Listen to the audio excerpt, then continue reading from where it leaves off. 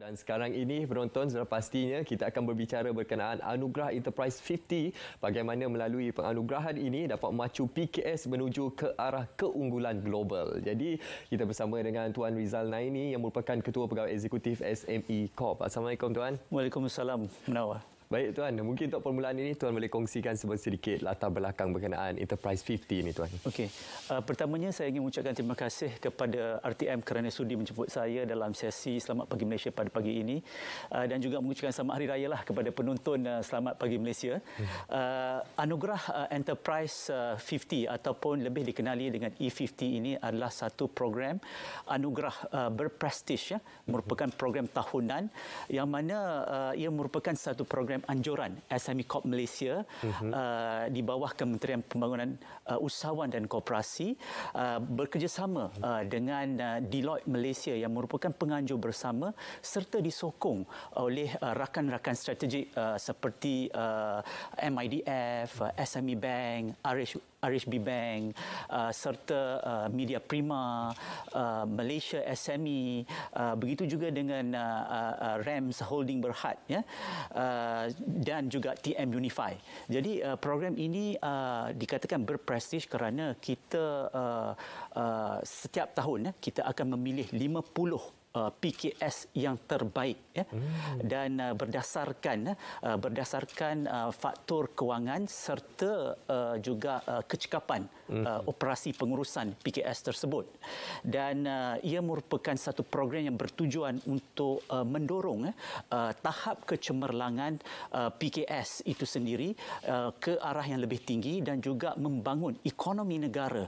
Dan ini merupakan satu program yang amat bersesuaian dan merupakan satu program yang dikatakan paling menjadi rebutan di kalangan PKS di Malaysia ini, kerana ia akan mempamerkan dan menonjolkan PKS ini sebagai satu PKS yang berdaya saing, berdaya tahan, berinovatif, ya. Semenjak tahun 1997 lagi, ya, SME Corp telah menganjurkan program ini dan kita telah menerima sebanyak 2,139 pencalonan, ya. Dan daripada nombor tersebut 725 telah menerima ataupun memenangi anugerah E50 ini, dan daripada 725 itu 67 telah pun tersenarai di papan utama Bursa Malaysia. Jadi program ini amat berprestij dan menonjol dan mempamerkan perusahaan kecil dan sederhana yang berdaya saing, ya. Seperti Tuan nyatakan tadi, anugerah ini sangat berprestij, menjadi rebutan bagi PKS-PKS di luar sana untuk tampil tercalon ataupun tersenarai dalam Enterprise E50 ini.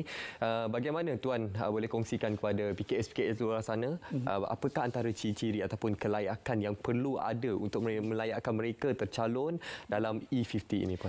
Okey, di antara ciri-ciri ataupun syaratlah untuk mereka layak menyertai E50 ini, yang pertamanya mereka hendaki memenuhi definisi PKS itu sendiri dengan equity tempatannya sebanyak 40%, ya.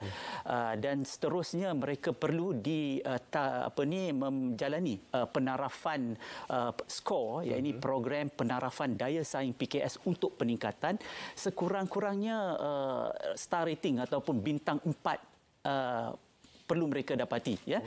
Jadi itu syarat, dua syarat yang utama, dan kemudiannya mereka juga bolehlah hantar atau mensubmit laporan kewangan yang diaudit selama 3 tahun. Jadi ini amat pentinglah untuk kita nak nilaikan, kerananya penilaian bebas akan dilaksanakan oleh rakan strategik kami seperti Deloitte Malaysia dan juga rakan-rakan strategik yang lain dari segi kewangan dan juga bukan kewangan, ya. Jadi syarikat induk pun boleh menyertai E50 ini, dan juga anak syarikat mereka pun boleh menyertai. Cuma kalau dalam tahun yang sama tu salah satu jelah boleh menyertai E50 ini. Okey, itu antara ciri-ciri ataupun syarat-syarat kelayakannya lah. Okey, untuk kita memberi inspirasi kepada PKS-PKS di luar sana yang sedang menonton ni, Tuan, mungkin Tuan boleh kongsikan siapakah antara syarikat-syarikat yang pernah memenangi E50 ini? Okey, seramai ataupun sebanyak 725 pemenang E50 telah dianugerahkan anugerah ini, dan daripada 725 itu kebanyakannya adalah dari sektor pembuatan dan diikuti dengan sektor perkhidmatan profesional dan juga diikuti sektor ataupun industri minuman dan makanan yakni F&B. Statistik menunjukkan pada tahun 2019 di mana kita telah melaksanakan program ini, 38% adalah daripada sektor pembuatan, 15% daripada sektor perkhidmatan profesional, diikuti dengan 13% sektor ataupun industri F&B. Jadi antara nama-nama yang mungkin saya akan sebutkan di sini yang telah berjaya memenangi ataupun menerima anugerah E50 ini adalah seperti kalau dari sektor F&B ataupun minuman dan makanannya adalah seperti Secret Recipe, Roti Boy, kita ada juga jenama produk makcik yang dibawa oleh Syndicate House, begitu juga dengan Brahim, produk Brahim, Dewina, syarikat Dewina.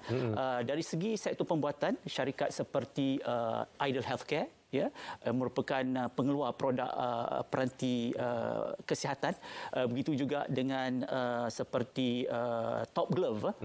Top Glove sekarang ni dah Top Glove dah jadi bukan PKS dah, jadi global, merupakan firma yang besar.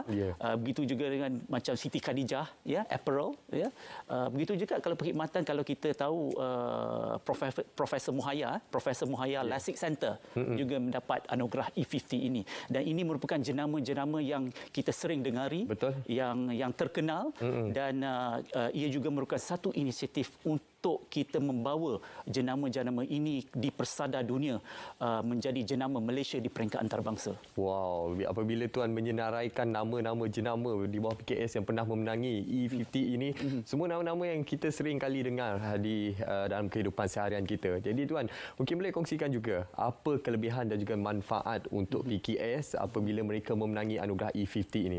Okey, di antara manfaat ataupun kelebihan untuk E50 ini adalah salah satunya adalah mereka dapat menyertai sesi ataupun program pemadanan perniagaan anjuran SME Corp Malaysia untuk meningkatkan lagi atau untuk memperkasakan lagi akses kepada pasaran, bukan hanya di Malaysia tetapi di luar negara juga.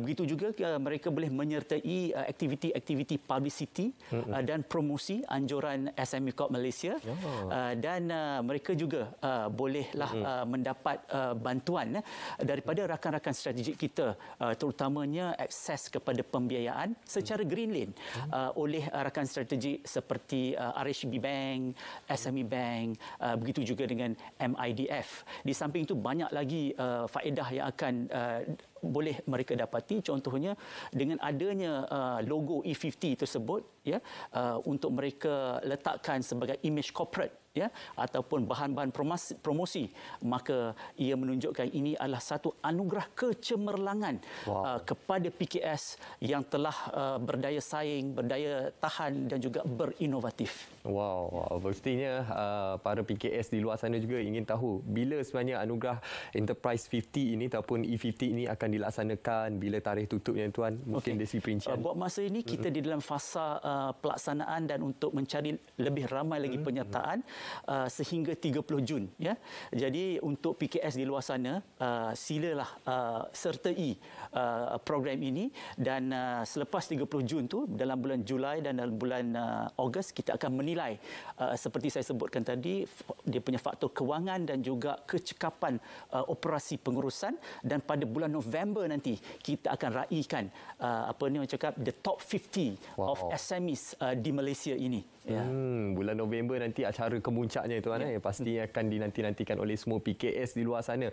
Pastinya dalam situasi semasa sekarang ini ada dalam kalangan kita yang cukup teruja apabila mendengar Enterprise 50 ataupun E50 ini. Mungkin tuan boleh kongsikan sekali lagi apa antara syarat-syarat utama ataupun syarat kelayakan untuk membolehkan mereka tercalon dalam E50 ini. Okey, yang pertamanya memenuhi definisi PKS dan equity tempatan sebanyak 40%. ya. Yang keduanya mempunyai rekod kewangan selama 3 tahun yang diaudit. Yang ketiganya tidak tersenarai di bursa ataupun papan utama. Yang keempatnya tadi saya sebutkan yang syarikat induk dan juga anak syarikat boleh menyertai, tetapi salah satu sahaja yang boleh menyertai. Kalau nak tengok definisi PKS tu, bolehlah layari kami punya website apakah definisi tersebut. Tapi secara ringkasnya adalah PKS yang mana jualan tahunannya kurang daripada 50 juta ringgit setahun untuk pembuatan ataupun kurang daripada 20 juta ringgit untuk setahun untuk sektor perkhidmatan dan sektor-sektor lain. So itu definisinya. Kebanyakan pemenang daripada 725 itu adalah sektor yang berskala kecil sederhana melebihi jualan tahunan RM300,000 dan pekerjanya lebih daripada 5 orang. Jadi yang tu tak perlu risau. Ya, kita akan nilaikan semasa penilaian tersebut.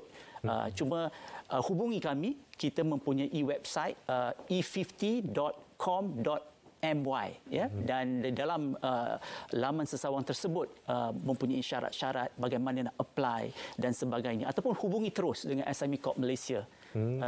Okey, pasti yang kita semua cukup teruja mendengar Enterprise 50 ataupun E50 ini, anugerah yang cukup berprestij ini.